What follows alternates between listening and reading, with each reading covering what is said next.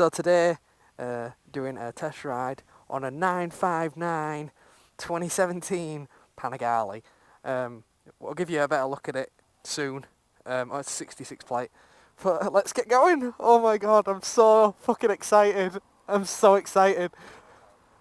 Oh, it's light as fuck.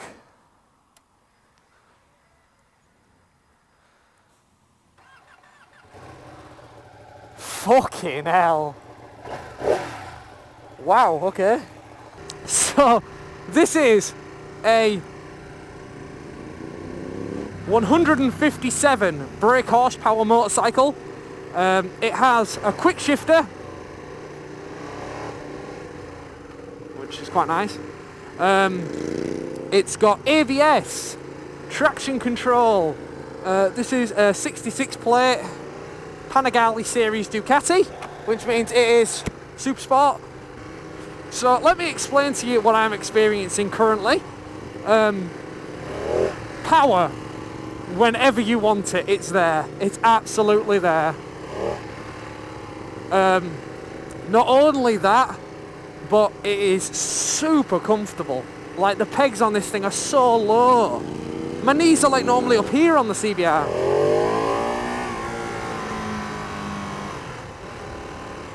Quick shifter as well. So far, the thing I found about this thing that is a bit weird is it doesn't come with a fuel gauge. Granted, it is pretty much a Ducati track bike, but yeah, no fuel gauge. So you just get a warning like, this is the biggest twin I've ever ridden. Which is interesting. Now, as Baron von Grumble has described previously, if you press the indicator inwards, it actually selects rider modes and such. So spamming the indicator to make sure that your indicators aren't on doesn't really work on this bike.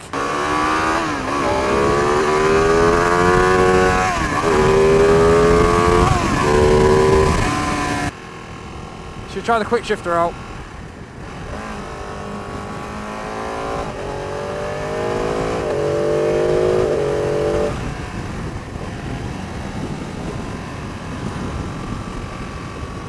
This is seriously not what I expected from a 157 horsepower bike. Or whatever it is, 159 or 100 and something.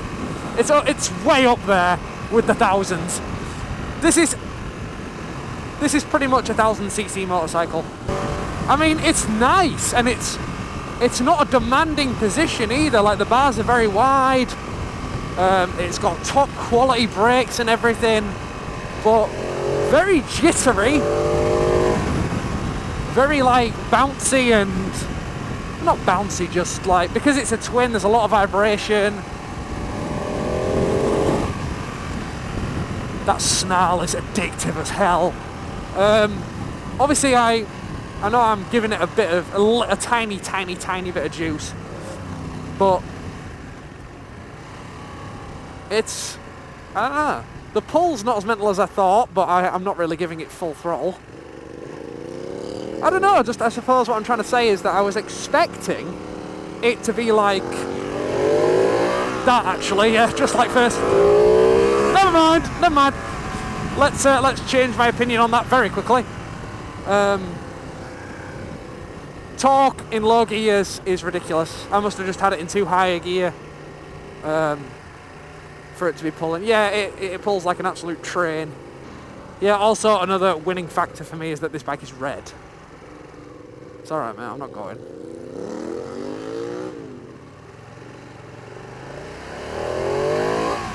Oof. Not even any throttle and it just goes, man. What is all that about? Engine braking, I was told riding a big twin would be ridiculous, and it's pretty manageable. It's all very... For a twin, it's all very smooth. I'm liking it. 2-finger clutching, as per on new bikes. Just, I don't know, it's not happy. Around 2k RPMs, it's just not happy. It's like I want to go. It's nice that Ducati were like, have a fun afternoon. Like, no time limit, just bring the Panigale back later. And be careful with it, obviously. It's very light on corners, man, like, so confidence inspiring.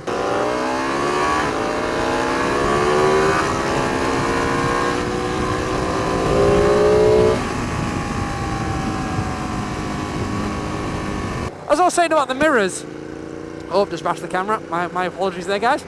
As I was just saying about the mirrors, they're adjustable on the lens, like that.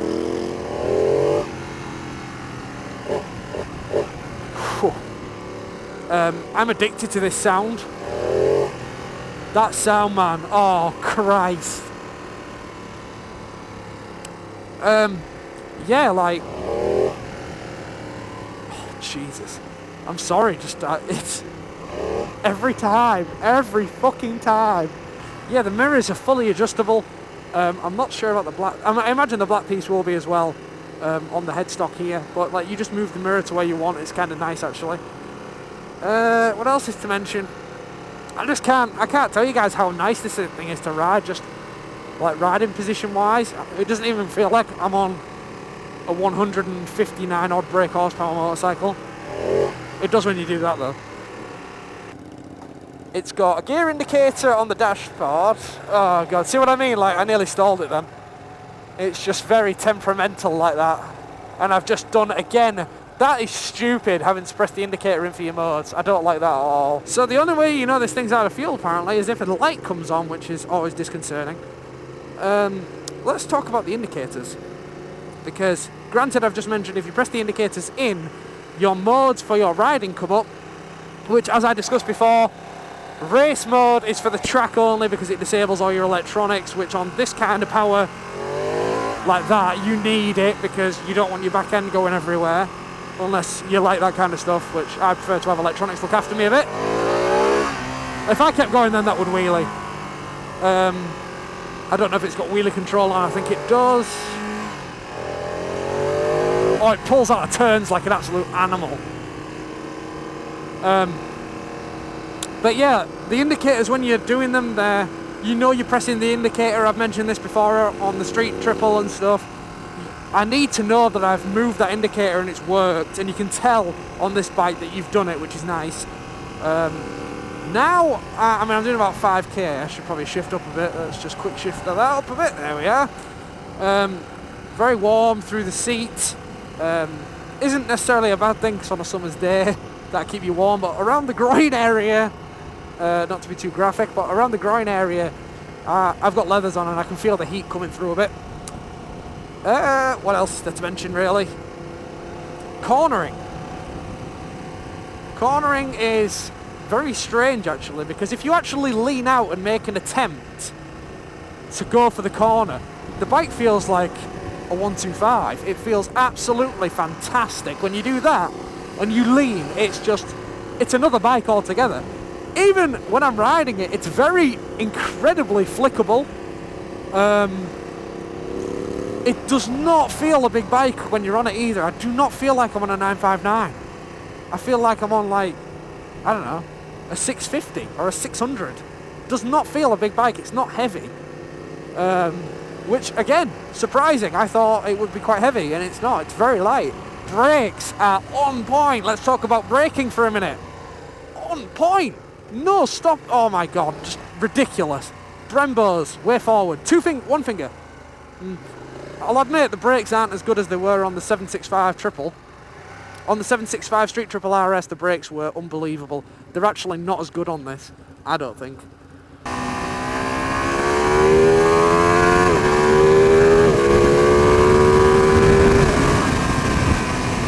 So yeah, the brakes are good. They're just not as good as on the Street Triple RS. Now, I don't know if it's a different make of Brembo. Probably is. These bikes aren't too dissimilar. This bike is £3,500 more than the Street Triple RS. I've got to say, currently, the Street Triple RS is doing better for the road. This thing's more fun, sort of. Actually, no, the Street Triple is more fun. I just feel more at home because this is a sports bike. The Street Triple just has that It's just got power everywhere. Just if I did that on the street triple, I'd be up there now. It's just got so much torque. This thing has a lot of torque, just not as much as you'd think, really. It's bizarre. These roads will be interesting on this thing.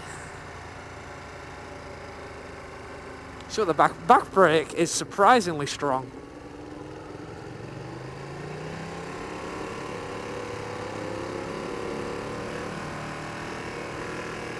Lovely village, lovely. This is what England has to offer for anybody who isn't from England.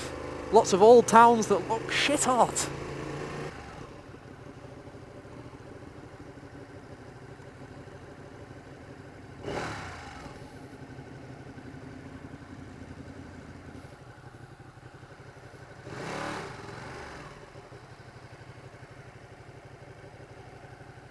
Do you want to park here?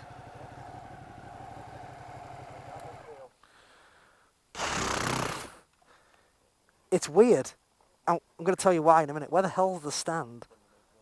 It's where? Here? Where? Wow, that's hidden. Fucking hell. That's hidden. Jesus Christ. You can't actually get that with your foot. Oh. Wow, that was interesting. Fucking hellfire. Just, what a weird bike.